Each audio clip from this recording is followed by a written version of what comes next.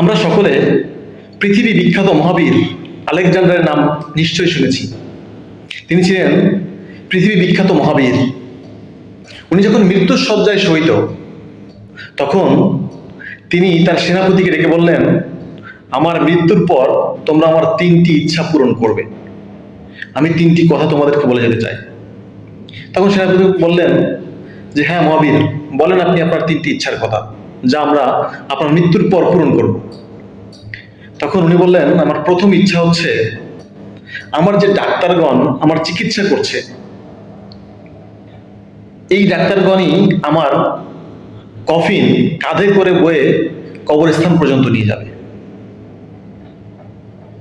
দ্বিতীয় নম্বর ইচ্ছা হচ্ছে, আমার কবরে যাওয়ার যে রাস্তা, এই রাস্তায় আমার অর্জিত যত সম্পদ, স্বর্ণ মুদ্রা, রৌপ্য মুদ্রা, এগুলো ছড়ানো ছিটানো থাকবে কবরে যাওয়ার রাস্তায়।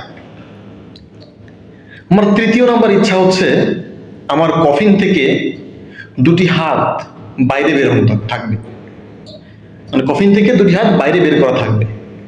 এই 3টি ইচ্ছা আমার পূরণ করবে তোমরা। তখন সেনাপতি বলল, হে মহাবীর, আপনার এই 3টি অভিনব ইচ্ছা আমরা পূরণ করব, কিন্তু আমি এই ইচ্ছাগুলির কারণ জানতে চাই আপনার কাছে। তখন মহাবীর আলেকজান্ডার বললেন, আমি পৃথিবীর মানুষকে এই 3টি শিক্ষা দিয়ে যেতে চাই। এই পৃথিবীর মানুষকে আমি 3টি বাণী রেখে যেতে চাই। আমার প্রথম ইচ্ছা, ডাক্তাররা আমার কফিন কাঁধে করে বয়ে কবরস্থান পর্যন্ত নিয়ে যাবে। তার কারণ হচ্ছে, আমি বলে যেতে চাই যে মৃত্যুর যে থাবা, এই মৃত্যুর থাবা থেকে ডাক্তাররা মানুষকে বাঁচাতে পারে না। এটা বোঝানোর জন্যই আমি ডাক্তারদের কাঁধে করে কফিন নিয়ে যাওয়ার কথা বলেছি, যে মৃত্যু অবধারিত। আমার দ্বিতীয় নম্বর ইচ্ছা হচ্ছে, আমার কবরে যাওয়ার রাস্তায় আমার যত অর্জিত স্বর্ণ মুদ্রা, রৌপ্য মুদ্রা আছে, এগুলো ছড়ানো ছিটানো থাকবে। আমি পৃথিবীর মানুষকে বলে যেতে চাই যে মৃত্যুর সময় এই যে আমাদের জীবনের অর্জিত যত সম্পদ, এই সম্পদ কোনো কাজে আসে না, সব ছড়ানো ছিটানোই থাকে। আমরা সারাটা জীবন এই সম্পদ আহরণের জন্য, উপার্জনের জন্য ব্যয় করি, অথচ মৃত্যুর সময় এর সবকিছু এখানে পড়ে থাকে।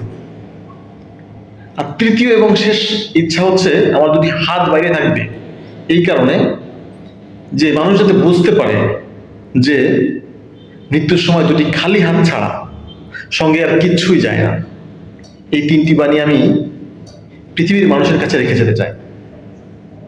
তখন সেনাপতি বলল, আপনার এই 3টি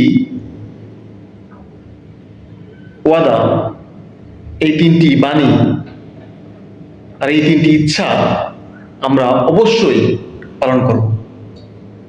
ধন্যবাদ।